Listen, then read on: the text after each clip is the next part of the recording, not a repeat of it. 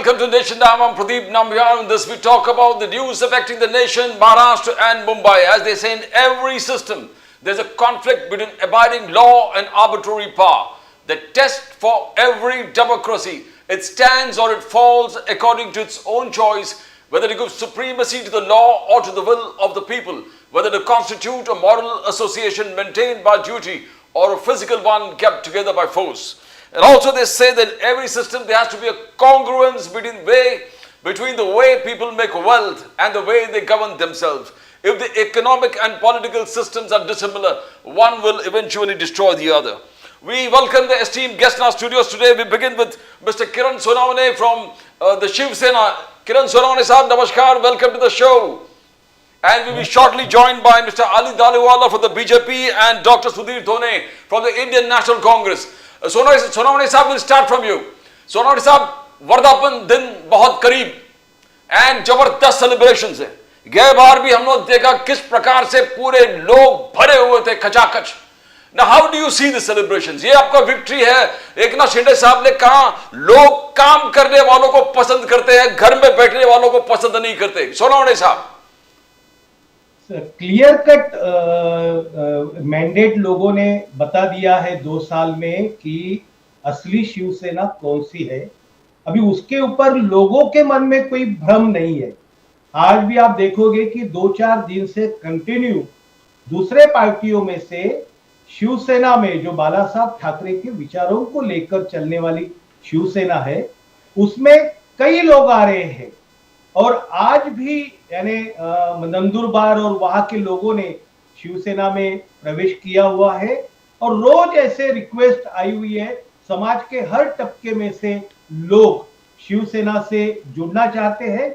और मैं सर आपको बता दूं कि ये जो 59वां वर्धापन दिन है, ये लॉन्चिंग पैड होगा the new face of the Shiv Sena. And Shiv Sena will increase and leaps and bounds. बहुत बड़ी मात्रा में अभी शिवसेना बढ़ेगी.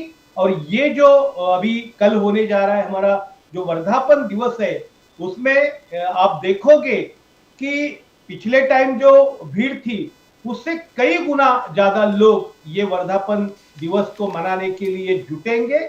और लोगों ने एकदम क्लियर कर दिया है कि शिवसेना प्रमुख बाला साहब ठाकरे के विचारों को लेकर चलने वाले जो नेता है, जो खुद को आम आदमी कहते हैं, ये सर्वसामान्यांचा माणूस म्हणून सांगतात, ऐसे जो एकनाथ शिंदे जी उपमुख्यमंत्री महाराष्ट्र के, उनके नेतृत्व के तले सारा का सारा महाराष्ट्र कल इकट्ठा होता हुआ आपको नजर आएगा. सर सोनावणे साहब, ये जो लगातार यूबीटी उद्धव बाला साहब ठाकरे के जितने टॉप के लीडर्स हैं, बार बार आप पे आरोप लगा रहा था कि बाप चोरलं, माझा बाप चोरलं, माझा पार्टी चोरलं और सिंबल चोरलं.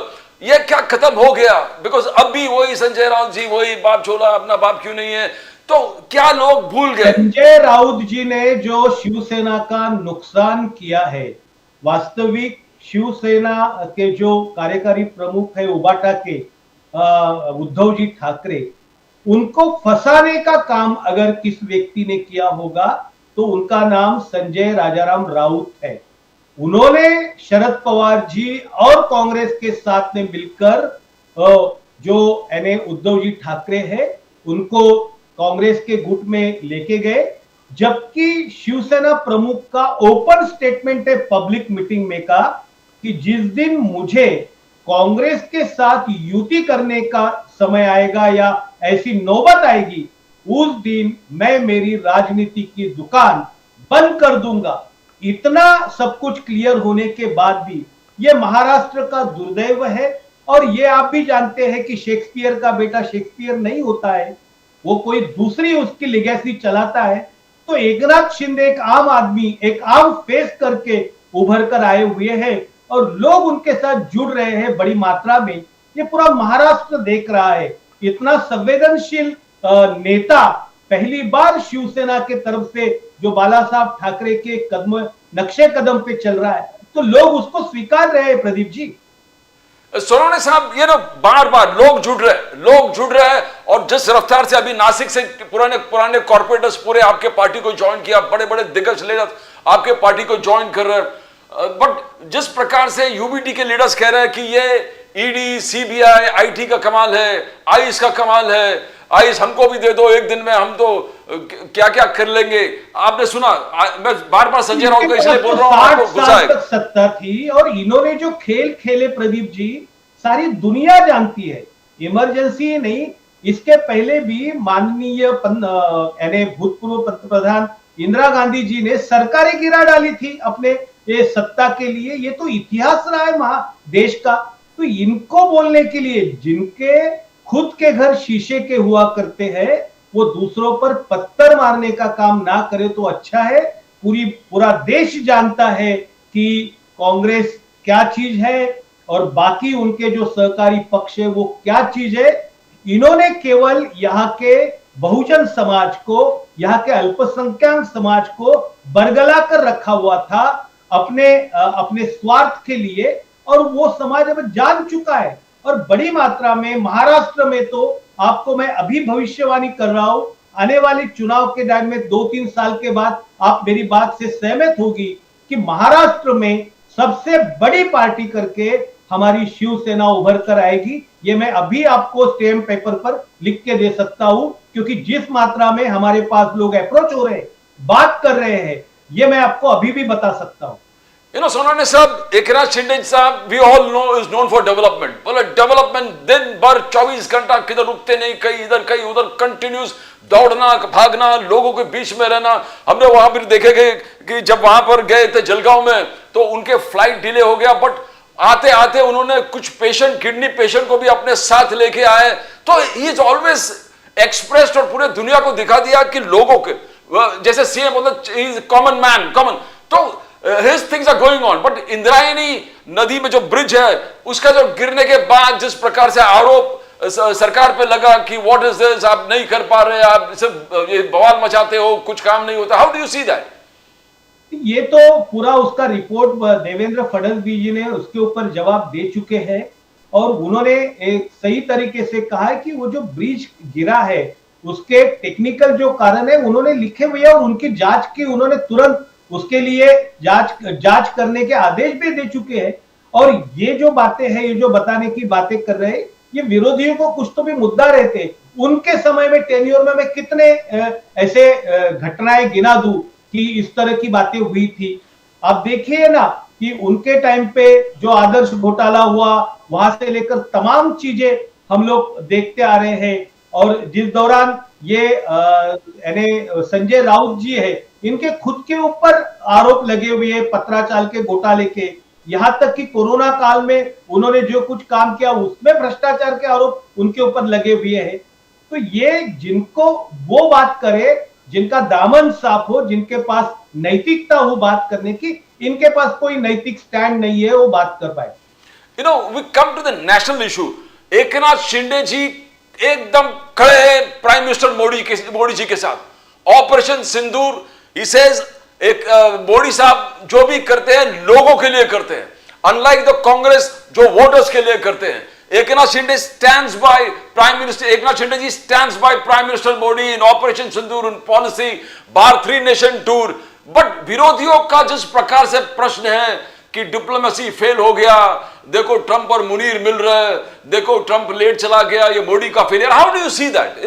सोनावणे साहब, आप तो बहुत पत्रकारिता में। देखिए क्या रहता है कि जो भी यानी देश का जब मामला आता है तो उसके ऊपर सारे देश के जो नेता है, पंतप्रधान के साथ में खड़ा होना, अगर वो देशभक्त है तो वो उनका कर्तव्य पहली बात। और उस कर्तव्य का जो यानी वहन है माननीय मुख्यमंत्री, उप मुख्यमंत्री एकनाथ जी शिंदे जी ने किया है, हमारे नेता संसद रत्न श्रीकांत शिंदे जी ने किया हुआ है। और वो जो डिप्लोमेसी की बात करते हैं, जो बात करते हैं, उसकी तो पोल खुलते जा रही ना।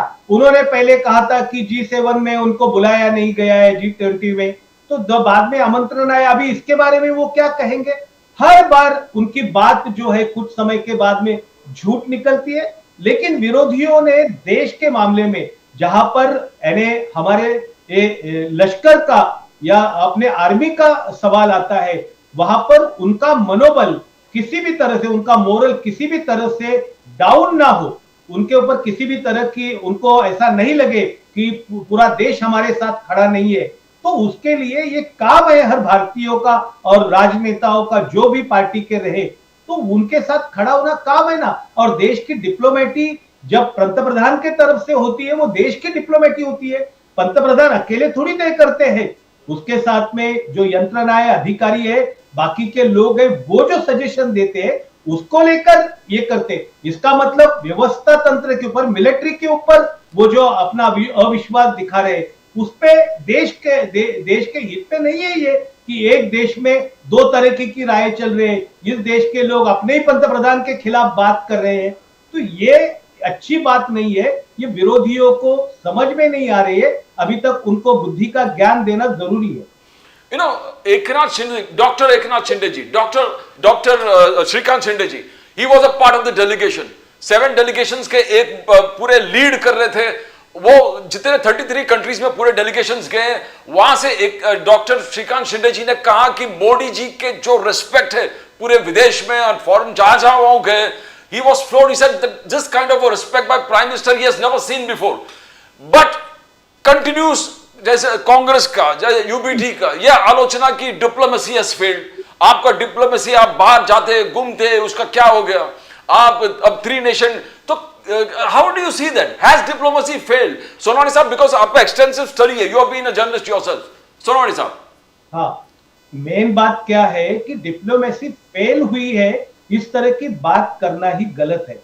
क्योंकि मैंने जैसे आपको पहले ही बताया प्रदीप जी, कि डिप्लोमेसी एक अकेला पंतप्रधान नहीं लेता है ना, उसकी अपनी एक, उसको एडवाइजरी कमेटी रहती है, प्रशासन की आईएएस अधिकारी रहते हैं, मिलिट्री के अधिकारी रहती है, और उनके ऊपर जो सुझाव करते हैं और उसको लेकर देश के हित के लिए क्या पंतप्रधान जो हमारे नरेंद्र मोदी साहब है, कोई दूसरे देश के पंतप्रधान है क्या? भारत के पंतप्रधान है। वो भारत के खिलाफ कैसे स्टेटमेंट या भारत के खिलाफ किस तरह का स्टैंड लेंगे, ये विरोधियों को समझना चाहिए। लेकिन राजनीति जिनको करना है, वो कहीं पर भी कोई भी बात को लेकर इस तरह की ये बातें, अंशंट बातें करते हैं, और ये सही बात नहीं है। उनको वो अपने व्यवहार में देश की इज्जत को देखते हुए, देश जिस तरह से अभी बढ़ रहा है, उसको लेकर बात करनी चाहिए।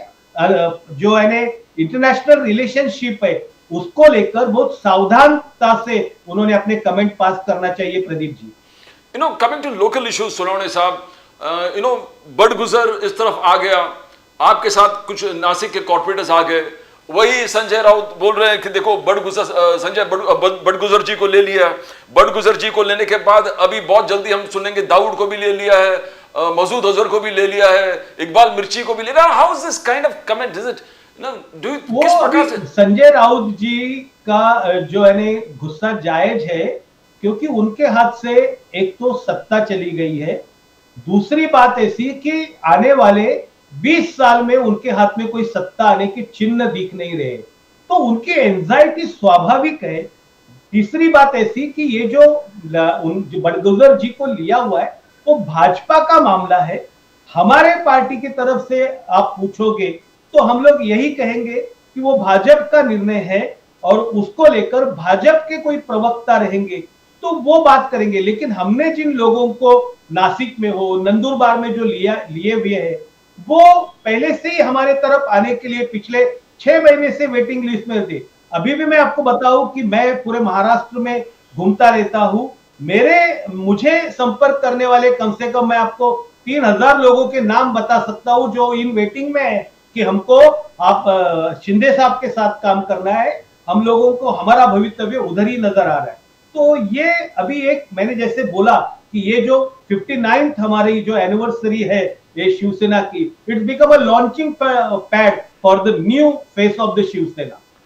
I'll just come to Modi ji when embarking on the 3 nation tour, जहाँ Cyprus, G7, कनाडा और क्रोएशिया, तो बार बार यही है कि इट वॉज प्योरली और डिप्लोमेटिक और बायलैटरल सुधारने के लिए यह विजिट था प्राइम मिनिस्टर मोदी का। मगर इस चीज को मणिपुर के साथ जोड़ना, मणिपुर में प्राइम मिनिस्टर गए नहीं। 35 ट्रिप्स 2023 के बाद मोदी साहब के गए, 35 ट्रिप्स, एक भी बार मणिपुर जाने में तो ये क्रिटिसिज्म कब तक चलेगा? How do you think it is valid? उसको कई बार लोग जवाब दे चुके हुए हैं, बार बार वही गड़े मुर्दे खोल रहे हैं। मणिपुर में राजनाथ सिंह हो या बाकी के लोग जो हो, बहुत बार जाके आ चुके हैं ना। उन्होंने वहां के जो वो यानी चीफ मिनिस्टर थे उनको पावर दे दिया था। उनका जो शिष्टमंडल है वो दिल्ली में आके मिला था, उनको इम्पावर्ड किया गया था। और अभी आप देखिए कि मणिपुर से किस तरह की खबरें, उस तरह की खबरें आ रही है क्या? मतलब हालात सुधर रहे हैं। जब हालात सुधर रहे हैं तो इस बात का क्रेडिट आप किसको दोगे? इसका क्रेडिट तो आपको नरेंद्र मोदी जी को देना पड़ेगा ना। सोनावणे साहब, अगेन कमिंग टू ट्रम्प, आज मोदी साहब ने क्लियर कट बोल दिया, Trump had no role, US has no role in the mediation, it was they who called, Pakistan called and we agreed. आप दोनों का कोई इसमें सीज फायर में कोई रोल नहीं है, मीडिएशन में कोई रोल नहीं है, फिर भी लोग जो अपोजिशन है सुनने को तैयार नहीं। How do you see that Sonawane साहब?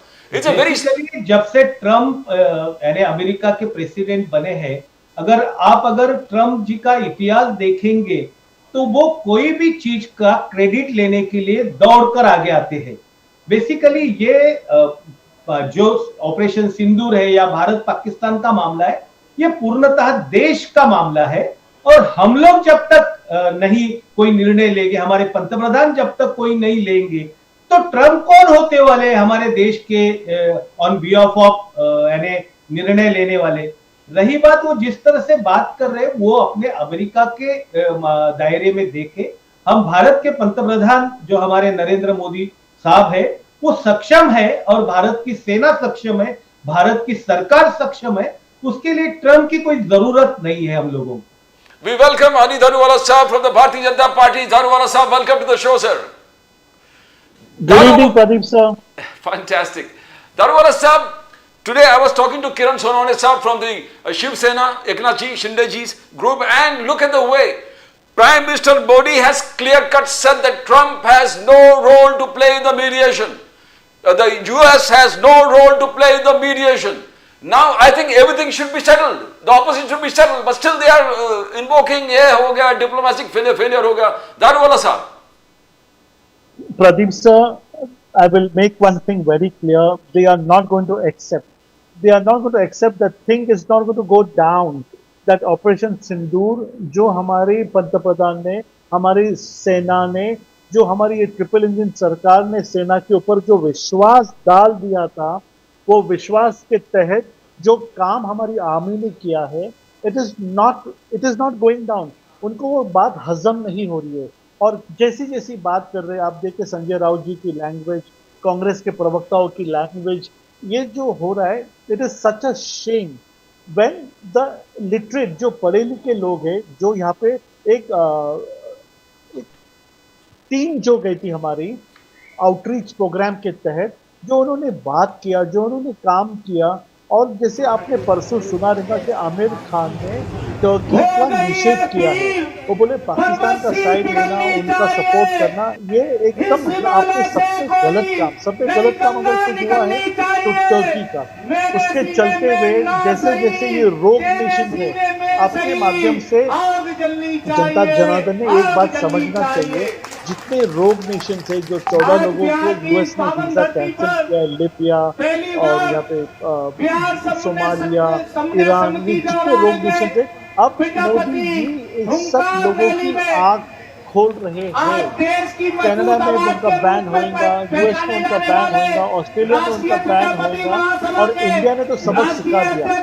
इंडिया जो है, हमारी जो सभ्यता है, सनातन धर्म है, ये सिर्फ और सिर्फ सच बात और सही मार्ग और सही रास्ते से जाता है। हम किसी के बिजनेस में हम लोग हस्तक्षेप नहीं करते, मगर अगर कोई हमारे देश में आके हमारे मासूम नागरिकों की अगर वो खून बहलाता है, तो मैं आपसे एक बात कहना चाहता हूँ, मोदी जी, योगी जी, देवेंद्र फडणवीस, एकनाथ शिंदे, अजीत पवार, अमित शाह, ये जो टीम काम कर रहे हैं सर, ये रात दिन काम कर रही, 4 घंटा 3 घंटा सोते सर ये लोग। इनको सबक सिखाए सिवा हम लोग नहीं रहेंगे। और जो ये ऑपोजिशन बात कर रहे हैं, ये जो लोग इसको एक्सेप्ट नहीं कर रहे, इसकी तो हम लोग बिल्कुल इसको हम नजरअंदाज कर रहे हैं, क्योंकि we are believing in progressing, we are believing in going ahead, और हम लोग ये लोगों को बिल्कुल भी दाद नहीं दे रहे हैं। जनता जनार्दन आने वाले इलेक्शन में इनको इनकी जगह दिखाकर रहेगी। दारूवाला साहब, one thing more that Prime Minister Modi ji ने कहा कि Trump initiated a telephone call. Trump initiated a telephone call and I spoke to him because he initiated the call and I only spoke about what has happened in Pahalgam and how we are retaliating. हम retaliation किस प्रकार से कर रहे हैं, मगर कांग्रेस, जयराम रमेश और पूरे ग्रुप टूट पड़े, बोले कि जॉइंट पार्टी मीटिंग बुलाओ, जॉइंट पार्टी मीटिंग बुलाओ और पूरे देश और पार्टी लीडर्स को समझाओ कि मोदी और ट्रंप के बीच में क्या बात हो गया। दारूवाला साहब, they want to know what Prime Minister Modi has talked to Trump on that one telephone call that Trump has initiated. Daruwalla साहब, बिल्कुल ओवर हियर ट्रम्प जी ने ये कहा कि let us not do war, let us do business. हमें व्यापार करना चाहिए, ना कि हमें वॉर करना चाहिए। देखिए इतना बड़ा वो आज देश है, नंबर 1 सुपर पावर है, अगर उसके प्रेसिडेंट फोन करते हैं तो माननीय मोदी जी ने बेशक उनका आदर किया, उनसे मान सम्मान और रिस्पेक्ट से बात किया। और पाकिस्तान जो था जिसने फोन घुमाया, मोदी जी ने फोन नहीं घुमाया, किसी को फोन नहीं किया, मोदी जी को फोन आया जब पाकिस्तान अपने घुटनों पर आ गया है, उनका एयरबेस डिस्ट्रॉय हुआ है, उनका न्यूक्लियर यूनिट को डैमेज पहुंचा है, उनके एयरक्राफ्ट को टेक ऑफ लेने के पोजिशन में नहीं है, उनको 150-200 लोग मर चुके हैं और पाकिस्तान वॉर करने के लिए तैयार नहीं, उसको सपोर्ट नहीं, उन्होंने गलत काम किया है, टेररिस्ट को सपोर्ट किया है। और जो हिसाब से इंडिया ने उनको सबक सिखाया, पाकिस्तान अपने घुटनों पर आकर उन्होंने ट्रम्प जी को फोन किया और विनती की, यहाँ पे मेरी भाषा संभाल के वापस उन्होंने ट्रम्प को विनती की, वो विनती के तहत ट्रम्प सर ने फोन किया है मोदी जी को, मोदी जी ने सिर्फ सुना है और कहा है कि हम लोगों को कोलैटरल डैमेज किया, एयर डैमेज जो ये बता दिया क्या हम न्यूक्लियर थ्रेट को अब डरने वाले नहीं है। तो ट्रम्प जी मान चुके हैं India is a power to हमारे महाराष्ट्र में इसके चलते हुए मोदी जी ने जो कहा वो सच कहते हैं। अब कितने भी जॉइंट पार्लियामेंट्री मीटिंग लगाइए, हफ्ते भर में तो अभी अधिवेशन शुरू होने जा रहा है, उसके अंदर ये सारे विषय के सवाल के जवाब इनको मिल जाएंगे। अभी जयराम रमेश जी, ये लोग को चेहरा छुपाने के लिए जगह नहीं है, वो लोगों के सामने क्या मुद्दा लेकर जाएंगे। ये लोग हमारे लोगों के ऊपर ही, हमारे नागरिक जो शहीद है उन्हीं के ऊपर ये लोग कीचड़ उछाले, सिवा ये ऑपोजिशन रेस्ट नहीं करने वाला है। आई थिंक नागरिक भी इनसे परेशान है, जो हुआ उसकी सराहना हमारी बहना जो ऊपर आए उनके बारे में सारा हो रहा है। बियॉन्ड उनकी बात को इतना इंपॉर्टेंस देने में कोई भी मतलब नहीं है। I want to ask you Sonawane साहब, I want to ask you Sonawane साहब कि कांग्रेस, अब राहुल गांधी जो है ही नहीं, राहुल गांधी चले गए यूरोप में, जयराम रमेश पूछ रहे हैं कि ये लंच जो है ट्रंप और मुनीर के, it's a third biggest diplomatic failure. बोले कि among all the first second diplomatic failure, ये सबसे बड़ा थर्ड जॉल्ट है, देश को लिए बहुत बड़ा झटका है कि ट्रंप एंड मुनीर साथ में लंच खा रहे हैं। सोनावने साहब, जयराम रमेश जी ने जो बात कही है, तो जयराम रमेश जी को हम पूछना चाहते हैं, डिप्लोमेटिक फेल्यूर हुआ मतलब क्या हुआ, उसका कुछ विश्लेषण किया उन्होंने? तो सिर्फ डिप्लोमेटिक फेल्यूर बोलने से कोई फेल्यूर नहीं होता है ना प्रदीप जी। एक तो बात ऐसी है कि पाकिस्तान पीछे गया हुआ है, ये बात सही है या नहीं है। पाकिस्तान घुटनों पर आ गया, ये बात सही है या नहीं है? जो बातें समझो भारत ने इसकी बड़ी मात्रा में नुकसान किया पाकिस्तान का, ये बात सही है या नहीं है? तो अगर समझो हम देश के प्रति वफादारी और देशभक्ति रखते हैं तो इनको ये बताना चाहिए कि डिप्लोमेटिक फेल्यूर हुआ है, मतलब एग्जैक्टली क्या हुआ है, क्या इसको लेकर देश को लेकर अलग तरीके से बात की है? ऐसी कोई बात नहीं है। पूरे देश के आम आदमी को भी आप पूछ लो ऑपरेशन सिंदूर के बारे में, किसी भी जानदार आदमी को पूछ लो इस वक्त तो आपको बता देगा कि मोदी ने बदला लिया हुआ है। जो मैंने बहनों जो 28 लोगों के ऊपर दहशतवादियों ने हमला किया, उसका बदला लिया हुआ है, इसीलिए operation Now we come to Maharashtra politics. Sonawane साहब, आज फडणवीस साहब ने जिस प्रकार से कहा Hindi is not compulsory as a third language, you can have various options. Raj Thackeray ji भी एक आंदोलित रूप ले लिया है कि ये हिंदी को आप किस प्रकार से प्रमोशन दे रहे हो, it has to be stop and you need to promote Marathi. And the bureaucrats, specially जो ब्यूरोक्रेट्स है वो हिंदी को इंपोज करना चाहते हैं because they don't want to learn Marathi. Can you, because ये बहुत आपके दिल से जुड़ा हुआ सब्जेक्ट है। राज ठाकरे साहब ने जो मुद्दा रखा हुआ है उस मुद्दे को लेकर हम पहले भी बात कर चुके हैं प्रदीप जी की ये मुद्दा जो है महाराष्ट्र में, अगर अन्य राज्यों में 3 लैंग्वेज फॉर्मूला नहीं है तो महाराष्ट्र के ऊपर इंपोज नहीं होना चाहिए, एक बात। दूसरी बात यह है कि अगर समझो जिसको किसी को कोई भाषा से कोई भेदभाव या भाषा से कोई विरोध नहीं है, जिसको अगर सीखना है, जिसके रोजगार के लिए जरूरी है, वो अपने आप से सीख सकता है ना। बात ऐसी है कि जैसे कि कई लोग जो थे कि साउथ में से इधर नौकरी के लिए आते हैं तो मराठी सीख लेते हैं, हिंदी सीख लेते हैं। यहाँ के बच्चों को पहले से लेकर हिंदी की जबरदस्ती करना या ऐच्छिक भाषा भी करके रखना कोई जरूरी नहीं कि राज ठाकरे जी के इस स्टैंड को लेकर हम लोग उनके समर्थन में है। हमारा यही कहना है कि ये भी 3 भाषा का, जबकि गुजरात में नहीं है, आंध्र प्रदेश में नहीं है, तमिलनाडु केरल में नहीं है। मुझे बताओ कि उत्तर प्रदेश में मराठी भाषा तीसरी करके है क्या? वहां पर अगर तीसरी मराठी भाषा उत्तर प्रदेश सिखा रहा है, पंजाब सिखा रहा है, बिहार सिखा रहे हैं, अगर वो अगर नहीं सिखा रहे हैं तो यहाँ पर उत्तर प्रदेश और मध्य प्रदेश और बिहार के IAS अधिकारियों के लिए ये अगर व्यवस्था हो रही है तो इसको हमारे पार्टी को लेकर हमने भी हमारे पार्टी की तरफ से कहा कि दूसरे राज्यों में जो 2 लैंग्वेज का फॉर्मूला है।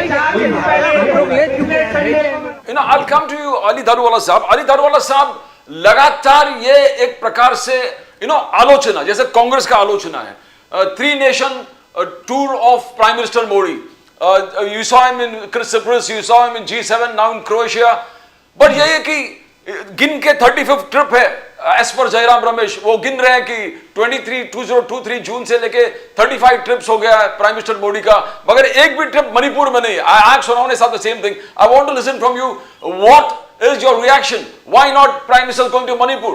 35 ट्रिप्स सिंस 2023। दारूवाला साहब। एग्जैक्टली, मैं जनता जनार्दन को आपके माध्यम से ये कहना चाहता हूँ, हमारे मणिपुर का जो इशू है, बर्निंग इशू है, वहाँ का जो विषय है वो हमारे माननीय अमित शाह जी ये डे टू डे बेसिस के ऊपर, अगर आपने देखा रहेगा वेरियस चैनल्स के माध्यम से, क्या अमित शाह जी उसे पर्सनली हैंडल करते हैं। अगर ये नंबर 2 सीनियर नेता ये देश का अगर कोई टॉपिक को हैंडल कर रहा है तो प्राइम मिनिस्टर उसमें इंटरव्यू नहीं करेंगे। और हमें पूरा विश्वास है जो अमित शाह जी की कौशलता है, जो उनका डोमिनेंस है और जो तरीके से वो प्रॉब्लम को सॉल्व कर सकते हैं, वो शायद कोई नेता नहीं है।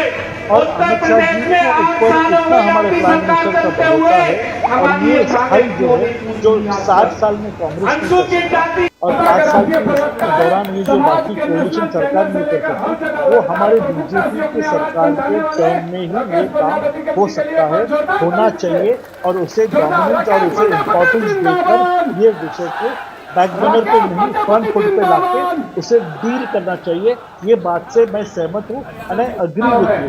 not necessarily the Prime Minister has to go everywhere. Just because Jairam Ramesh wants to go, he will not listen to Jairam Ramesh ji. He should tell his Rahul Gandhi ji कि Europe जाने के बदले अगर वो मणिपुर जाते तो शायद इसमें से कोई आउटकम निकलता। You know, Daruwala साहब, you have taken Mr. Badguzar. Badguzar जी को आपने ले लिया। मैं सोनावणे साहब से भी यही पूछा था।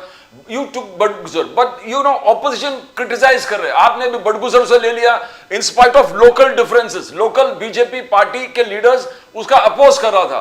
उसके बावजूद आपने Badguzar जी को अंदर ले लिया, पार्टी में ले लिया। अब आलोचना है कि वो सलीम कुत्ता के साथ नाच रहा था, उनका क्या रिश्ता था सलीम कुत्ता के साथ। पहले नितेश राणे जी से लेके सब लोग असेंबली में भी हंगामा कर दिया था कि ये क्या कर रहे हैं सलीम कुत्ता जी के साथ। तो how do you justify that? Because ये कह रहा है कि आप कोई भी किसी को भी लेते हैं जिस पर क्रिमिनल रिकॉर्ड्स है, फाइनेंशियल क्रिमिनल रिकॉर्ड्स है, वो पहले लेने लगे थे, अब ब्रूटल क्रिमिनल रिकॉर्ड्स है, ऐसे लोगों को भी अब पार्टी में लेना शुरू कर दिया। अब संजय राउत कह रहे हैं कि दाऊद को भी लेंगे, मसूद अजहर को भी लेंगे और इकबाल मिर्ची को भी लेंगे। देखते रहो दाऊद साहब। It's fine. I'm telling you, Sanjay Raut ji is such an entertainment.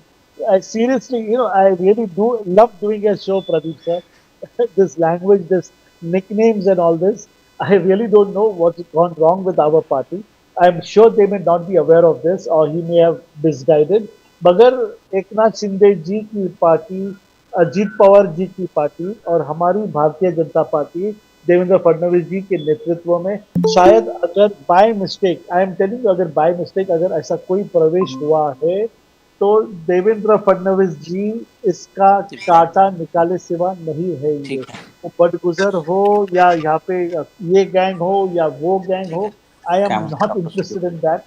This will not go for long term. This may be a small adjustment for the corporation, but I can assure you they will not have any very crucial post in the party. That's all. I can just say this. Devin sir is a very smart politician. I don't think he'll stump his own foot. Daruwalla साहब, आज prime minister Modi addressing G7 said Indian economy is growing more than the entire G7 में जितने countries है उससे भी ज्यादा तेज से Indian economy आगे बढ़ रहा है. That's what prime minister Modi said. But यहां पर आलोचना, अनएम्प्लॉयमेंट फिगर देखो, कांग्रेस अनएम्प्लॉयमेंट इतना बढ़ चुका है, 45 इयर्स के हाई, रिकॉर्ड हाई है अनएम्प्लॉयमेंट आज के तारीख में.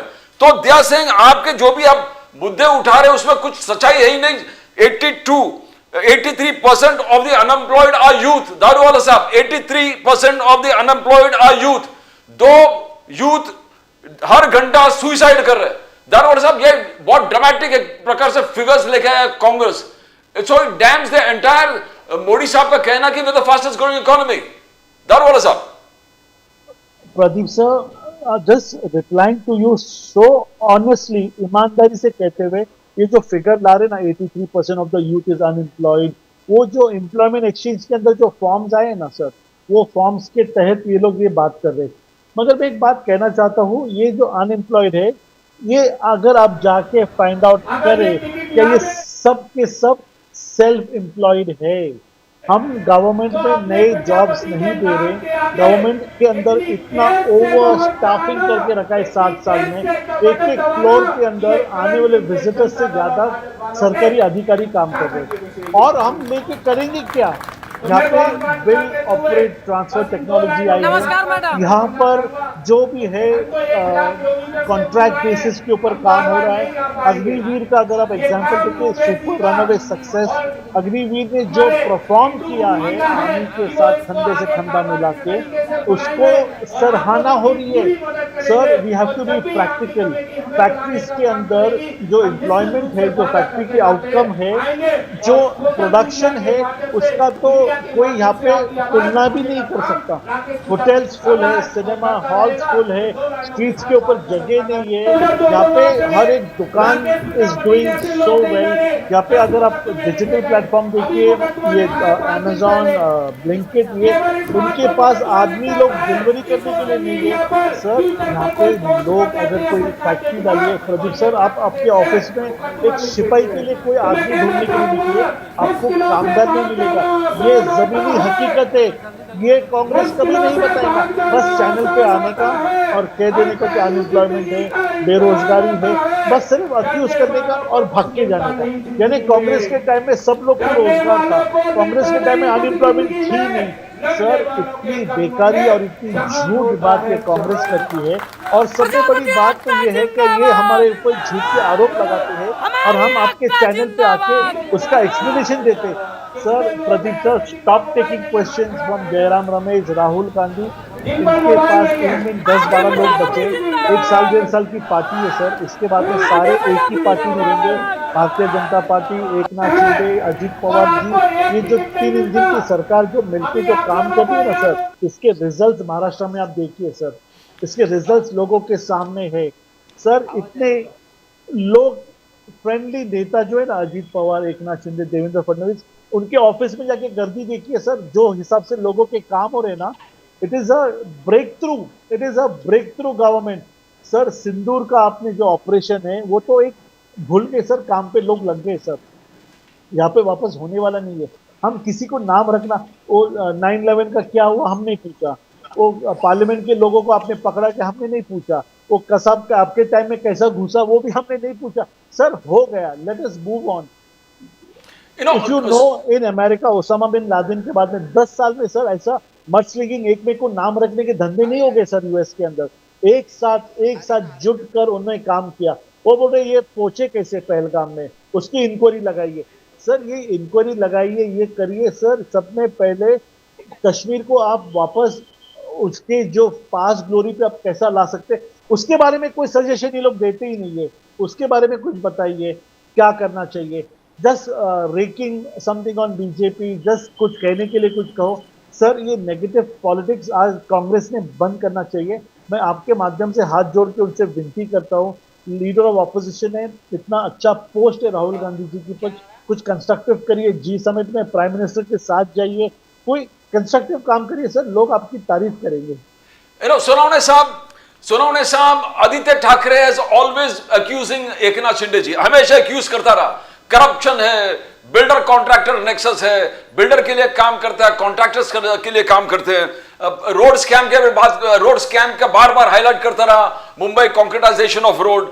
अभी उन्होंने कहा कि मैं जब स्पीकर के साथ बैठकर वो एलिगेशंस किया था एकनाथ शिंदे जी के सामने, ट्राई पार्टी मीटिंग हो गया था, उसके बाद कुछ नहीं होगा, nothing, the scam remains, Shinde साहब रिमेन्स। अभी वो कह रहा है कि सिंधुदुर्ग में चबूतरा जो महाराज के कंस्ट्रक्ट कर रहा था, वो चबूतरा डस गया थोड़ा, it got damage because of the heavy rains, and that she says again corruption.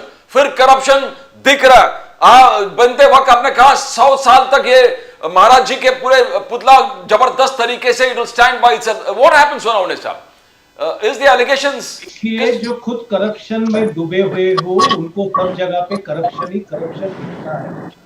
अभी जैसे कि पुतले को कुछ भी नहीं हुआ है, उसके आसपास का जो चबूतरा है उसके इसको कुछ हुआ है, जबकि उसकी टेक्निकल दोबारा चेकअप किया गया तो पुतला और वो बिल्कुल इंटैक्ट और बहुत मजबूती से है, तो कोई मामला नहीं। लेकिन ये जो संजय राजाराम राउत जी जो है वो हमेशा उनको अभी एक बाकी काम रहा नहीं है, सवेरे 9 बजे 10 बजे उठकर माइक के सामने खड़ा होके वही बात आ रही। We welcome Dr. Sudhir Dhone. Sudhir Dhone sahab, welcome to the show. Namaskar. Namaskar sir. We got Ali Dharuwala sahab from the Bharatiya Janata Party. We got Kiran Sonawane sahab from Shiv Sena, the original Shiv Sena. You know, Dhone sahab, आज आपने जिस प्रकार से देखा, मोदी साहब ने clear cut कहा, दो चीज कहा कि देखो, Trump has got no role in the mediation. US has got no role in the ceasefire. Trump से मैं एक ही बार उनके कहने से फोन आया था और मैंने बात कर दिया, मैंने सिर्फ जो वॉर के बारे में उनको ब्रीफिंग दे दिया। जयराम रमेश कांग्रेस कहता we want a full fledge inquiry. Full fledge Modi साहब ने क्या बात किया वो पूरे देश जानना चाहता है। How do you see that Dhoni साहब? ऐसा है सर कि पूरे देश को मालूम है कि सीज फायर की घोषणा किसने की थी। सीज फायर की घोषणा की थी ट्रंप ने, कि ये दोनों देशों में अभी सीज फायर हो गया और हमने मध्यस्थता की और रात भर हमने इस विषय पे डिस्कशन किया और बाद में दोनों देश मान गए और सीज फायर, सबसे पहले सीज फायर की घोषणा किसने किया? तो अपने ट्रंप ने किया, और उन्होंने खुला बोला है कि हमने उसमें मध्यस्थता की थी और दोनों देशों के बीच में बड़ी लंबी देर तक बातचीत चली, रात तक, उसके बाद ये निर्णय हुआ। तो ये बोला है, तो उन्होंने सीज फायर करने के लिए अमेरिका ने मध्यस्थता की थी, उन्होंने खुद बोला, कई बार बोला, एक बार नहीं कई बार बोला।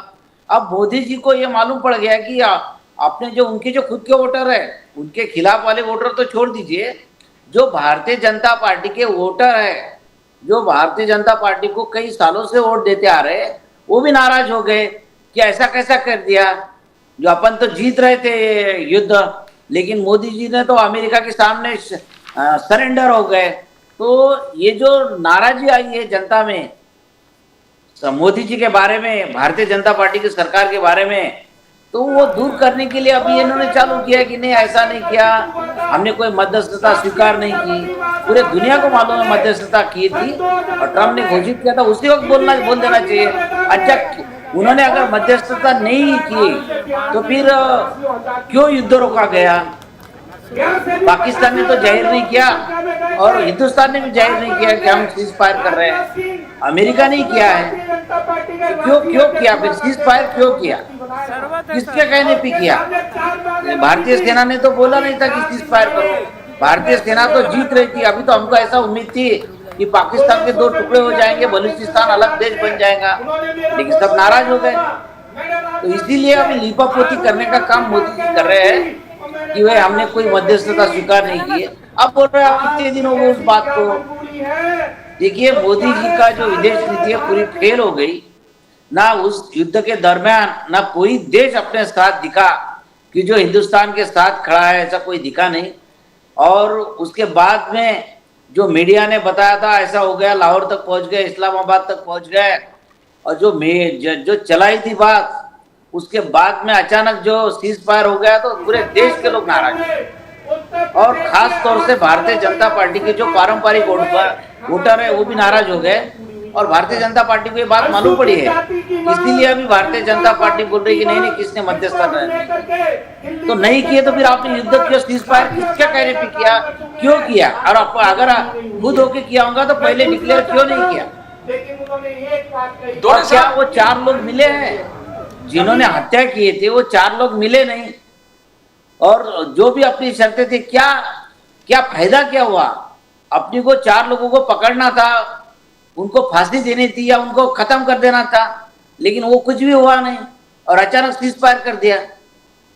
तो ये जो भारतीय जनता पार्टी की और मोदी जी की जो इमेज खत्म हो गई, वो बचाने के लिए अब ये लिपापोती करने का काम शुरू है, बस इसके अलावा कुछ नहीं। दोरे साहब, आपने और भी चार्जेस लगाए कि आज रात को यानी वहां पर लंच होगा मुनीर और ट्रंप का, ट्रंप और मुनीर दोनों साथ में लंच करेंगे। एक बहुत बड़ा इंटरनेशनल इवेंट है, वो भी जयराम रमेश और पूरे कांग्रेस का कहना है दिस इज थर्ड बिगेस्ट थप्पड़ कि हमको कि ये किस प्रकार से हो गया। तो क्या आप इसको एक किस प्रकार से देखते हो, lunch of Trump and Munir, Asif Munir? Sir ऐसा है कि मुनीर जो है, मुनीर ने खुल्लम खुल्ला हिंदुस्तान के खिलाफ बोला है और हिंदुओं के खिलाफ भी बोला है। वो मुनीर ने कहा था कि हिंदू लोग अलग है, वो अलग लोग है, हम अलग लोग है। तो हिंदू लोगों के खिलाफ बोला है, हिंदुस्तान के खिलाफ बोला है, और पाकिस्तान की ये जो चाल थी कि अपने लोगों को, बेगुनाह लोगों को मारा, धर्म पूछ के मारा था, याद रखिए। और उसके साथ ट्रंप अगर बैठते हैं, ये तो बताते हैं मोदी जी कि ट्रंप तो हमारे दोस्त है, डोनाल्ड ट्रंप, डोनाल्ड बोलते थे वो, डोनाल्ड ट्रंप, वो हमारे दोस्त है। तो उनके लिए तो इन्होंने होम हवन किया था, भारतीय जनता पार्टी के समर्थकों ने होम हवन किया, उनको जिताने के लिए किया। तो उसके बाद में भी वो अपने दुश्मनों के, जो हिंदुओं का दुश्मन है और जो हिंदुस्तान का दुश्मन है, उसके साथ मोदी जी का दोस्त खाना खाएगा, और मोदी जी कोई आपत्ति नहीं जता रहे कि आप ऐसा कैसा कर सकते हैं जो हमारे देश के खिलाफ में है, जो हमारे हिंदू, ये तो हिंदुत्व की बात करते हैं, हिंदुत्व के तो ठेकेदार है ये भारतीय जनता पार्टी और मोदी जी खुद। हिंदुत्व के ठेकेदारों को ये ऐसा कैसा पसंद पड़ रहा कि कोई अपने देश के और अपने हिंदू धर्म के खिलाफ बोलने वाला कोई व्यक्ति उसके साथ ट्रम्प खाना खा रहे हैं, उसका निषेध करना चाहिए। क्या ऑब्जेक्शन लेना चाहिए कि वो कोई देश का प्रधानमंत्री है नहीं या कोई राष्ट्रपति है नहीं, वो मुनीर, उसके साथ आप कैसे बैठ सकते हैं? और जो नफरत फैलाने वाला आदमी है, शख्स है, जो हिंदू मुस्लिम बात करता है, नफरत फैलाता है, उसके साथ आप कैसा बैठ सकते हैं? ये पूछना चाहिए मोदी जी ने। लेकिन मोदी जी का एक ही है कि मैं ट्रम्प के सामने कुछ बोलूंगा तो मेरे दोस्त अदानी का नुकसान हो जाएगा, उसको जेल में जाना पड़ेगा। तो एक अकेले अदानी को बचाने के लिए, उसका कारोबार बढ़ाने के लिए, उसको जेल जाने से बचाने के लिए मोदी जी डर रहे हैं इसको, ट्रम्प के सामने कुछ एक बोलने को तैयार नहीं। और ये सब जो बातें आ रही ना मीडिया में, सब झूठ बातें हैं कि उन्होंने ऐसा सुना है वैसा सुना है, उसका कुछ रिकॉर्ड बताइए। सब झूठी खबरें फैलाती है मोदी मीडिया, बोलते हैं उनको। आपको जरा आपका एडजस्ट करना पड़ेगा कैमरा। धोनी साहब, आई गो टू अली दारूवाला साहब। दारूवाला साहब, you heard Dr. Sudhir Dhone. Dr. Sudhir Dhone says Adani trade, जो ट्रंप ने कहा कि अब एकदम फिट बैठ रहा है, आपको डर है कि अडानी जेल में जाएगा, इसलिए आप हर चीज, हर जुल्म जो ट्रंप कर रहे हैं उसको मान रहे हैं। ट्रेड डील क्या है, किस प्रकार से लंच खा रहे दोनों? दारूवाला साहब, मोदी साहब के दोस्त ट्रंप साहब लंच खा रहे हैं आपके दुश्मन के साथ, हमारे दुश्मन के साथ। दारूवाला साहब। प्रदीप सर, सबसे पहले जो धोनी जी ने कहा, सम्माननीय धोनी जी ने जो लैंग्वेज यूज करी, जो वो सिंदूर से लेकर वो 4 टेररिस्ट मिले नहीं मिले, फिर वहां से वो ट्रंप और मोदी पॉलिसी के ऊपर गए, फिर वो मुनीर के जो है उनके पर्सनल रिमार्क्स जो थे, जो एक गैर हिंदुस्तानी नागरिक ने जो कहा उसका सवाल वो एक भारतीय जनता पार्टी से पूछ रहे, और फिर वो कहना चाहते हैं क्या अडानी तक चले गए। इन्होंने जो एक एलिगेशन जो लगाए ना सर, इतने बेसलेस है। सबसे पहले प्रदीप जी, आपका मान सम्मान करके मैं तो ये सवाल का जवाब देना मानता भी नहीं। मुझे लगता है ये सवाल के जवाब देना यानी is coming down, stooping down to a level which is really not acceptable. ये ने क्या क्या अडानी जी को खींचा, मुनीर को खींचा, हिंदू हृदय सम्राट उद्धव जी ठाकरे और जो हमारे वंदनीय बाला साहेब ठाकरे, उन्होंने जिसे कहा था कि अब भारतीय जनता पार्टी हमारी नेचुरल अलायंस है, जिसके साथ ये बैठे हैं, उनको भी इनने क्वेश्चन मार्क के घेरे में ले लिया। सर धोनी जी, आपने एक बात समझना चाहिए, Trump is a independent president of a large nation. वो इतने बड़े देश के प्रेसिडेंट है, वो किसके साथ उठे बैठे, उसके ऊपर हमारा कोई भी नियंत्रण और हमारा कोई भी उसके ऊपर डोमिनेंस नहीं है। Point number 1। Point number 2, foreign policy के अंदर जो G7 समिट के अंदर जो नेशन है वो वहां पर आए हैं, बुलाए गए हैं, और जो एक आउटरीच प्रोग्राम के तहत मोदी जी जो वहां पर प्रेजेंट करने वाले हैं, जो ऑपरेशन सिंदूर, जो उनका टेररिज्म को शेल्टर करने का जो उनकी मंसूबा है, पाकिस्तान को जो एक्सपोज करने का ये जो प्लेटफॉर्म है, ये प्लेटफॉर्म को यूज करके, ये प्लेटफॉर्म के तहत ये पाकिस्तान को जो आउटरीच प्रोग्राम के माध्यम से जो एक वो लोग एक अफगानिस्तान जैसा देश कहता है कि पाकिस्तान से हम परेशान हैं, तो एक नया नेशन जिसको बनके पूरे 5 साल नहीं हो गए, वो पाकिस्तान से परेशान है। वो योगायोग हमारे नेबर है, उसको हमको डील करना है। डील करते करते हमें टेररिस्ट को टारगेट करके, नागरिक जो मासूम नागरिक है जिसका इससे कुछ लेना देना नहीं है, ये इतना एक टफ ऑपरेशन है जिसे मोदी जी इतना स्मार्टली कर रहे हैं। देखो, हर एक वॉर ये गोली से नहीं जीती जाती। यहाँ पर जो उनका खरीफ, यू अंडरस्टैंड प्रदीप सर, वहाँ पे खरीफ सीजन है जस्ट स्टार्टेड। उनका जो वाटर ब्लॉकेज मोदी जी ने जो 12 साल से जो एक काम किया है, उसे धोनी जी बिल्कुल अप्रिशिएट करने में मानते नहीं। इतने एजुकेटेड डॉक्टर है, वो ऐसी एक बात कर रहे हैं जो उनके पार्टी के जो टैगलाइन है, जो इतने फेक नैरेटिव्स है, उसी को यहाँ पे दोहरा रहे। उन्होंने ये अप्रिशिएट करना चाहिए कि वहाँ के फार्मर्स जो है उसे हमने ऐसा स्टारवेशन के ऊपर डाल दिया है कि वहाँ पे अभी तक शेतकरी ने फसल को नहीं बोआ है। पॉइंट नंबर 1, वो एक पहली गोली चली जिसका आवाज धोनी जी ने नहीं सुना। पॉइंट नंबर 2, उनके जितने एयरफील्ड्स थे, उनके जितने एयरफील्ड्स को इतना पंक्चर कर दिया है, उनका एक भी एयरक्राफ्ट टेक ऑफ नहीं कर सकता। पॉइंट नंबर 3, धोनी जी ये भी एक्सेप्ट और अप्रिशिएट नहीं कर रहे क्या उन्होंने एक झूठा नैरेटिव चलाया था कि हमारे रफाइल प्लेन्स को शूट डाउन किया। हमारे सारे रफाइल प्लेन्स आए, सुरक्षित आए, हमारे एयरफोर्स के पायलट्स सुरक्षित आए, इसका सराहना उन्होंने नहीं की। जो हमारे बहना ने जो इंफॉर्मेशन दिया था फर्स्ट डे पे, इतना पिन पॉइंट एक्यूरेट और ऑनेस्ट इंफॉर्मेशन था, आज भी हम उसके ऊपर हम लोग उसके ऊपर आज भी अमल और we are strictly adhering to what our sisters said in the briefing that day. तो आप देखिए सर, अगर झूठ बात करना रहता और हमारी इसके अंदर जो हमारी खाकी वर्दी पे ये देश का ये नागरिकों का जो हमारे सरकार का भरोसा है, जो हमारी सेना ने वहाँ पे करके आया है, वो 4 अतिरिक्त जिंदा है या वो भी मारे गए, वो भी हम लोग सामने आएगा।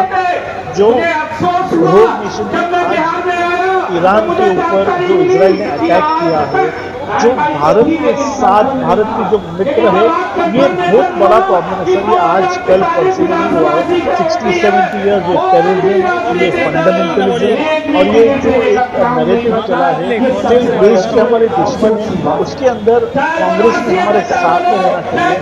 वो भले हिंदू हो, मुस्लिम हो, कोई भी जात के हो, वो हमारे देश के पहले दुश्मन है सर। उसके बाद में इसके अंदर जाति लाना, फिर उसके अंदर हिंदुओं को अलग करके मारा, ये बात हमें बिल्कुल मालूम है, ये बात छुपी नहीं है। हमारे दिल के अंदर से खून जो बह रहा है ना, ये हमें मालूम है। ये हमें आम मीडिया पे जाके ऐसा ओपनली डिस्क्लोज नहीं करना चाहिए। पाकिस्तान को 1000 तलवारों से मोदी जी काटेंगे। धोनी जी विश्वास करिए, आप हमारे पंतप्रधान के ये इतने सच्चे आदमी हैं, ये पाकिस्तान को डिस्ट्रॉय करे सिवा। हाँ बेशक आपकी इच्छा है, मेरी भी इच्छा है कि उसी दिन अगर हम पाकिस्तान को खलास कर देते तो सोने पे सुहागा होता। उनकी क्या फॉरेन पॉलिसी है, हमारे ऊपर ट्रेड कंपल्शन है मोदी जी की और ट्रम्प की जो एक दोस्ती है, उनके बोलने पे शायद उनके इज्जत के मारे वो सीज फायर किया, या शायद और 6 घंटा 12 घंटे और अगर वॉर चली तो शायद ये वॉर के नेवरदलेस ये वॉर खलास नहीं हुआ। ये सीज फायर में मोदी जी ने अगर वहाँ से गोली चलेगी तो यहाँ से मिसाइल चलेगी। ये वॉर एक बीजेपी कांग्रेस के साथ ये हिंदुस्तान की लड़ाई है, इसमें हम सब लोग साथ में मिलकर एक दुश्मन है, वो दुश्मन निशाना हमें मालूम है और उसे हमें डिस्ट्रॉय करना है। प्लीज धोनी जी विश्वास करिए, सरकार में हम लोग हैं। सरकार आज हमारी है, कल तुम्हारी, हमारी भी वही आपसे अपेक्षा रहेंगी कि हमें पहले दुश्मन को टैकल करना है और फिर बाद में आपस में लड़ना है। दोने साहब, यू हर्ड अली दारूवाला साहब, आप कभी सेटिस्फाइड होते नहीं है दोने साहब। ऑपरेशन सिंदूर इज नॉट, बोलिए बोलिए बोलिए दोने साहब। सर दारूवाला साहब ने जो बोले ये बात बराबर है कि वो ट्रम्प जो है वो एक सेपरेट प्रेसिडेंट है, वो स्वतंत्र है, लेकिन वो अपने दुश्मनों के साथ अगर बैठता है, देखिए वो अगर पाकिस्तान के राष्ट्रपति या प्रधानमंत्री के साथ अगर वो बैठते थे, वो चर्चा करते थे या लंच करते थे, तो उसको कोई ऑब्जेक्शन ले नहीं सकता। लेकिन वो किसके साथ बैठ रहे हैं, उनके आर्मी चीफ के साथ बैठ रहे हैं। आर्मी चीफ कोई ये पद नहीं रहती कि दूसरे देश का राष्ट्रपति उसके साथ बैठे, ऐसा नहीं रहता है। अपने देश की जो तीनों सेनाएं हैं उसका प्रमुख राष्ट्रपति रहता है, जो है अपना आर्मी, नेवी और जो वायुदल, एयरफोर्स वगैरह जो है, तीनों भी सेना दल, अपने जो तीनों सेना दल है उसका प्रमुख राष्ट्रपति रहता है। तो वो राष्ट्रपति बड़ी पद पे रहता है, तो कोई राष्ट्रपति या प्रधानमंत्री के साथ अगर वो बैठते हैं तो उसमें अपन ऑब्जेक्शन नहीं ले सकते। लेकिन वो एक दंगाई है, वो एक हिंदू विरोधी है और हिंदुस्तान के खिलाफ बोलने वाला है, वो एक छोटा आदमी है मुनीर, उसके साथ कैसे बैठ सकती है? ऑब्जेक्शन तो सरकार ने लेना चाहिए कि आप उसके साथ क्यों बैठ रहे। वो तो खुल्लम खुल्ला हिंदू विरोधी बात करता है, हमारे धर्म के खिलाफ बात करता है, वो उसके अलावा वो भारत के खिलाफ, हिंदुस्तान के खिलाफ भी बात करता है। उसने ही भड़काया, उसने ही ये लोग भेजे हैं। ऐसे ही सिद्ध है कि पाकिस्तान से आए थे लोग और इनके कहने की भाई ये हिंदू लोग अलग है और ये अलग है, ये मुस्लिम अलग है, ऐसा बोलने के बाद उन्होंने धर्म पूछ के मारे थे। उसके पीछे जो लोग मरे हैं, हिंदुस्तान के शहीद हुए, उसके पीछे उनको शहीद करने का काम मुनीर ने किया था। और वो मुनीर कोई संवैधानिक पद पे बैठा नहीं है कि प्रधानमंत्री राष्ट्रपति उसको ट्रम्प मिले। ट्रम्प तो उसको शाबाशी दे रहे हैं कि कि आपने बहुत अच्छा काम किया, हमारे साथ खाना खाओ। उसकी औकात नहीं है मुनीर की कि ट्रम्प के साथ बैठे या मोदी जी के साथ बैठे और खाना खाए। लेकिन क्यों बुला रहे? ये तो ऑब्जेक्शन लेने वाली बात है कि आप उसको कैसा बुला सकते, उसके साथ कैसा बैठ सकते, पूछना चाहिए। वो हमारा दुश्मन है। और मोदी जी कहते हैं ना कि भाई ये तो डोनाल्ड ट्रंप हमारे दोस्त है और आपकी बार ट्रंप सरकार ये किसने चलाया था? ये भारतीय जनता पार्टी के लोग इतने बेवकूफ है कि इन्होंने ट्रंप के लिए होम हवन किया था कि यहाँ पे ट्रंप जीते। जैसे यहाँ मोदी है वहां पे वैसा ट्रंप है, वो भी मुस्लिम विरोधी है ट्रंप भी। तो इनको बहुत अच्छा लगा कि ये मुस्लिम विरोधी है। अब वो ट्रंप को लगा कि मेरी मुस्लिम विरोधी इमेज मैं बचाऊं, इसलिए वो चल रहा, अभी वो उसका मुनीर के साथ खाना खा रहा। तो भारत सरकार ने ऑब्जेक्शन लेना चाहिए इससे कि आप उनके साथ कैसे खाना खा रहे हैं। और अपन कोई गुलाम थोड़ी अमेरिका के, हम पूछ सकते हैं उनको कि ऐसा कैसा आप ये कर रहे हैं। अभी कांग्रेस पार्टी पूछ रही है, उसके खिलाफ बोल रही है अमेरिका। क्या करेगा अमेरिका? अपना सरकार ने बोलना चाहिए, ऑब्जेक्शन लेना चाहिए। सरकार का काम है कि हमारी भावना आहत हुई है और ये जो मुनीर है उसके साथ आप बैठ के खाना नहीं खा सकते। He says the right thing. दोनों साहब वही पूछा, ऑब्जेक्शन क्यों नहीं उठाते? He is not a leader of the country. He's just army chief. Army chief के साथ, फील्ड मार्शल के साथ बैठ कर खाना खा रहे हैं। He could have met Shahbaz शरीफ से मिलने थे। ये आर्मी चीफ, ये क्या चक्कर है? And as दोनों साहब से आपको ऑब्जेक्शन उठाना चाहिए दारूवाला साहब। Prime minister should raise an objection. America के राष्ट्र देखिए, वो मुनीर की औकात मोदी जी के साथ बैठ के भी खाना खाने की नहीं है। उसकी क्या औकात है?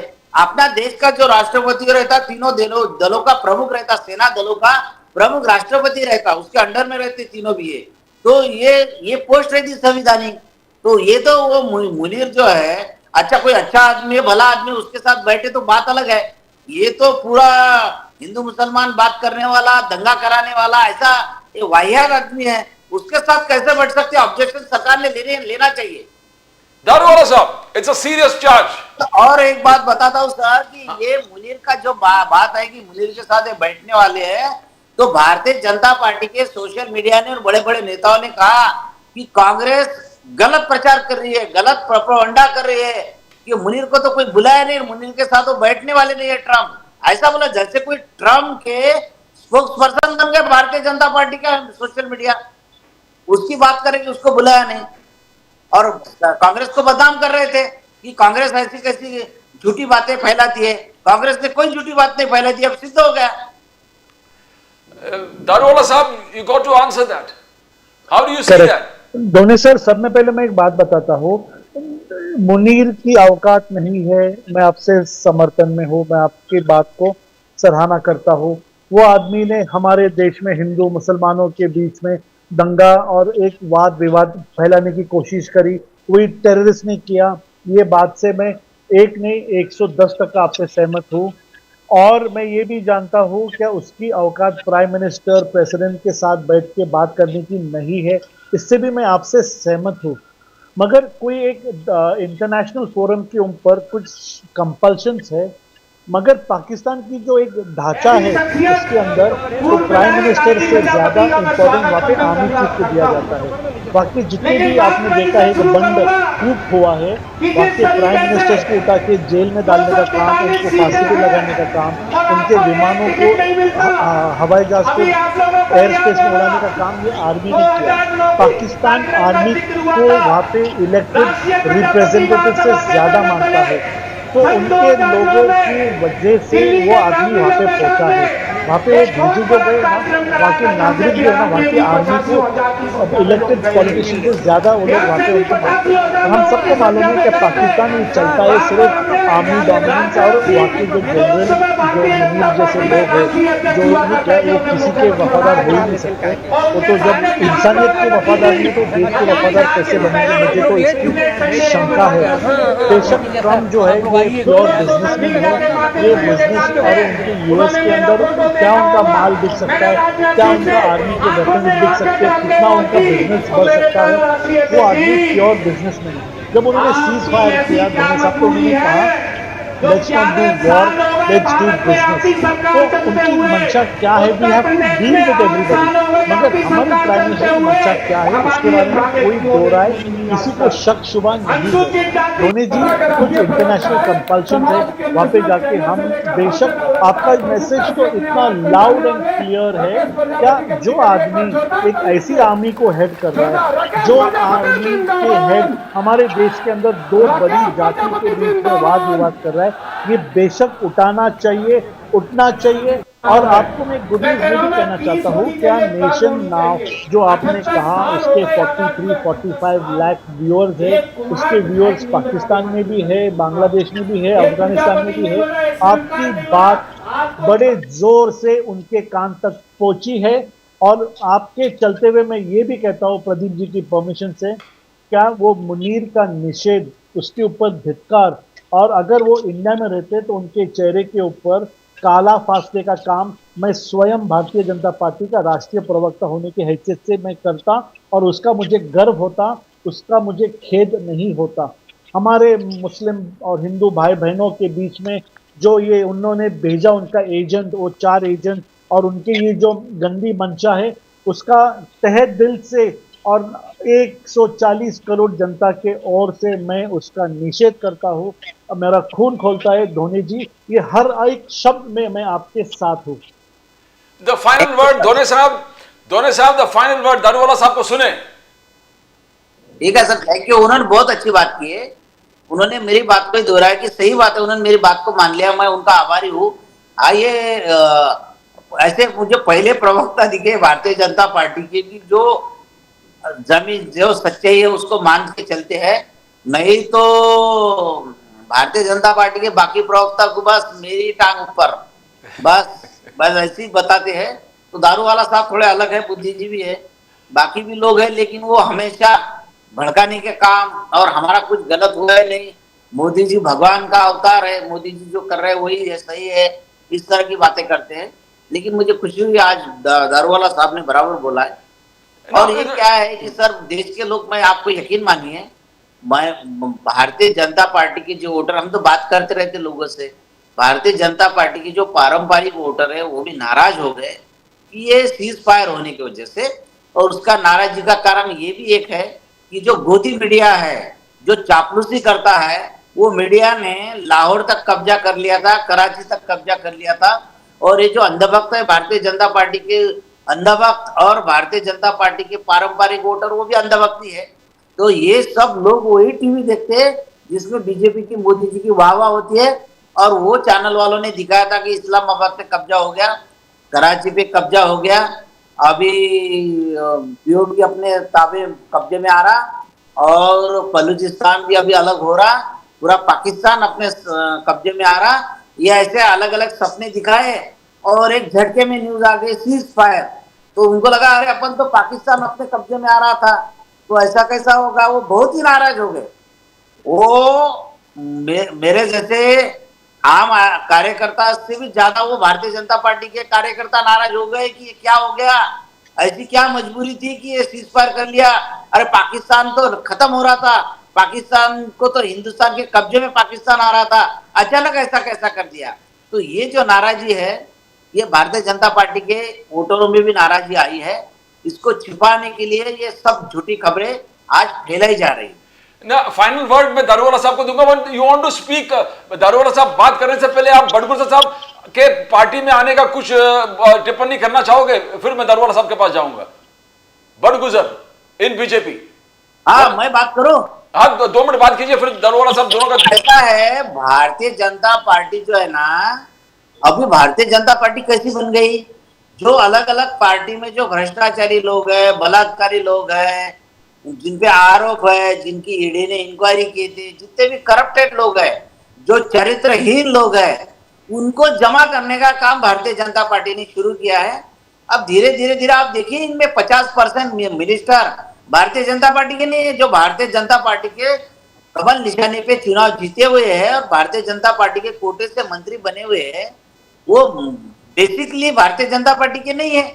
कोई कांग्रेस से आए, कोई राष्ट्रवादी से आए। जो राहुल गांधी कहते हैं कि भारतीय जनता पार्टी जो हमारी पार्टी को स्वच्छ करने का काम कर रही है, जो करप्ट लोग हैं हमारे यहाँ के, वो उनके पास लेके जा रहे हैं। तो हमारे पार्टी को तो क्लियर साफ कर रहे हैं, स्वच्छ कर रहे हैं, और सब गंदे गंदे लोग उनके पास जा रहे हैं। अब बडगुजर जो है, क्या बुरी बात है जो बडगुजर में मकाऊ में, जो मकाऊ देश है चाइना में एक अलग देश, वो मकाऊ में कैसीनो में ये बावनकुळे साहब का फोटो निकाला था, वीडियो निकाला था, और वो संजय राउत साहब को दे दिया था। वही बडगुजर है ये। और अपने राणे ने नीतीश राणे ने आरोप किया था कि ये सलीम कुत्ता का आदमी है, दाऊद इब्राहिम से संबंध है। तो अब ये दाऊद इब्राहिम के लोगों को, सलीम कुत्ता के लोगों को ले रहे, जिनपे अंडरवर्ल्ड से संबंध है। इनका जो ब्रिजभूषण सिंह है, जो जो लैंगिक आरोप में उसको टिकट भी नहीं दिया गया था अभी, और वो कुश्ती के जो अध्यक्ष है, तो वो भी दाऊद इब्राहिम का साथी था। तो ये ऐसे दाऊद इब्राहिम के साथी करप्ट लोग, जिसपे ईडी की इंक्वायरी चल रही, ऐसे लोग इनके पार्टी में भी है, राष्ट्रवादी में भी है, और शिंदेगढ़ में भी है। तो अब सब ऐसे ही हो गया। भारतीय जनता पार्टी यानी कैसा हो गया कि ये जो बोले राम तेरी गंगा मैली हो गई, पापियों के पाप धोते धोते। तो ये ऐसी गंगा मैली हो गई। अब ये पहले गंगा तो नहीं थी, लेकिन अब ये की जो मैली होगी ऐसी हो गई है।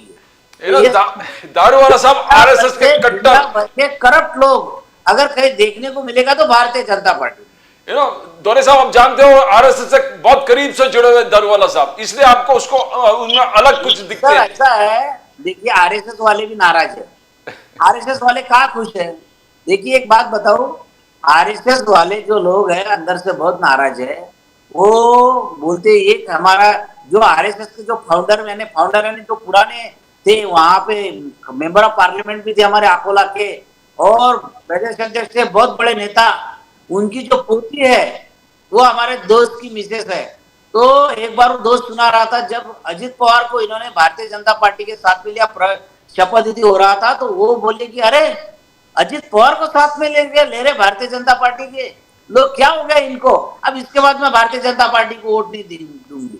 जो जिसके खून में भारतीय जनता पार्टी है, जिसके दादा ने भारतीय जनता पार्टी, जो ब्राह्मणों की और सेठ जी और भटजी की पार्टी समझी जाती थी, वो पार्टियों को ओबीसी में, मराठा समाज में जोड़ने का काम जिन्होंने किया, उस नेता की पोती जो जिसके खून में भारतीय जनता पार्टी आरएसएस है, वो नाराज हो गए।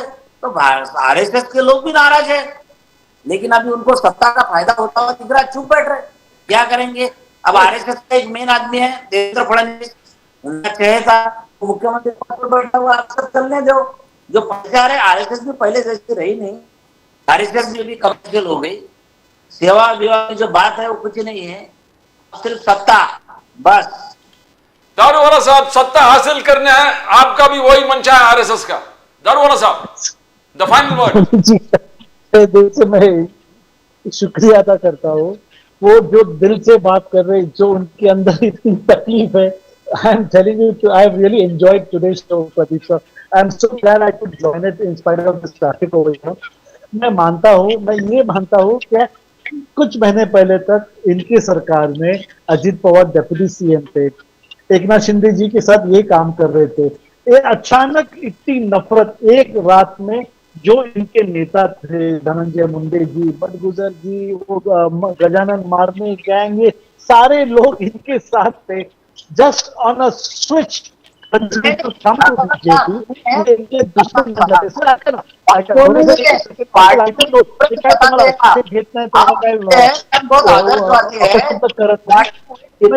रहा हूँ, सर जनता एक बात ये जानना चाहती है, ये सारे लोग जितने आपने नाम लिए, ये सारे कल तक आपके साथ थे सर, आप इनके लिए प्रोटेक्ट कर रहे थे। हमने अगर बीजेपी ने इंक्वायरी लगाया तो आप कहते थे आप सीडी, ईडी और सीबीआई का यूज कर रहे हैं। आज ये लोग जो है क्लीन चिट मिलने के बाद अगर हमारे पास आते तो आप उनके ऊपर आरोप लगाते। सर जनता जनार्दन, आपने जो कहा ना, ये बात जनता जनार्दन तक जाने दीजिए सर, हमें बोलने समझने दीजिए। क्या ये सारे नाम जो आपने हमारे से लिए, ये कल तक आपके साथ थे, आज हमारे साथ सत्ता में है, तो आपको प्रॉब्लम है। आपको प्रॉब्लम क्यों है? तो इन्होंने आपका साथ छोड़ा और ये इन्होंने देश के विकास के पहिए में, ऐसा है, शक्ति में हम मोदी तो जी के, गौरव करते हैं। देवेंद्र फडणवीस जी के साथ हाथ से हाथ मिलाया, क्योंकि ये जानते हैं कि इनके मतदार संघ में, इनके कॉन्स्टिट्यूएंसी के अंदर अगर इन्हें अनुदान लाना है, अगर इन्हें वहां पे डेवलपमेंट करना है और इंडिया को अगर 2047 में विकसित और खुशहाल और सर्वश्रेष्ठ भारत अगर बनाना है, तो एक ही ऑप्शन है मोदी जी। अगर कोई भी आदमी हो, किसी भी बैकग्राउंड से हो, अगर उसकी मंशा देश को आगे लेके जाना है, तो वो बीजेपी में वेलकम है। शॉर्ट हैप्पी नोट धोनी जी, आपका बहुत बहुत शुक्रिया। If I You want to hear the final? Just एक लाइन धोनी साहब कुछ बोलना चाहते हैं, जरा सुन के जाइए। एक मिनट में धोनी साहब कुछ रिप्लाई दीजिए। आप बहुत उतावले थे रिप्लाई देने के लिए। दारोगा साहब, दारोगा साहब, ये तो हमारे पास, ये तो कपटी थे। बात वो नहीं है, बात ऐसी है कि जो आप दावा करते थे पार्टी वेट डिफरेंस और बड़े तत्व की हम ईमानदार लोग हैं, ये बताने का काम कर रहे हैं, तो आपने तो चुन चुन के जो करप्ट लोग हैं उनको ही साथ भी लिया, कांग्रेस के अच्छे लोगों को नहीं लिया, जो करप्ट लोग हैं उनको ही लिया।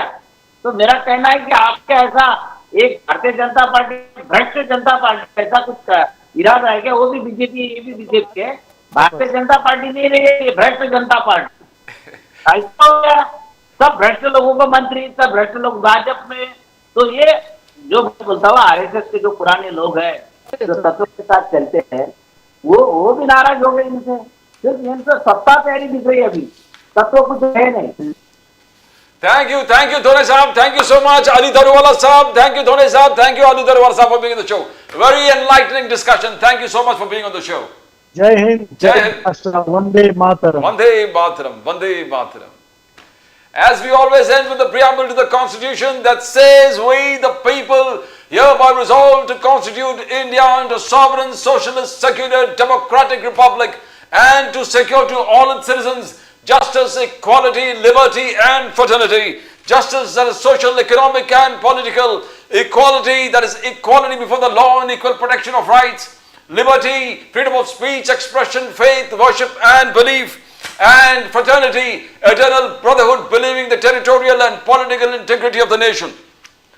To subscribe to the fastest growing channel of the nation, Nation Now, you need to push on that icon, subscribe icon. To subscribe, you heard the bell, subscribe to Nation Now, the fastest growing channel of the nation. And as we say, it is the fundamental duty of all political leaders and all political parties that they see that the pillars and foundations of the Constitution are safe and secure. Because if the pillars and foundations of the Constitution are safe and secure, the Constitution survives, the nation survives, the Republic survives, and the people of the Republic survive. That's all from Pradeep Nambiar. Nation Now will come again tomorrow with more news from the center, Maharashtra and Mumbai. Till then, it's bye for now.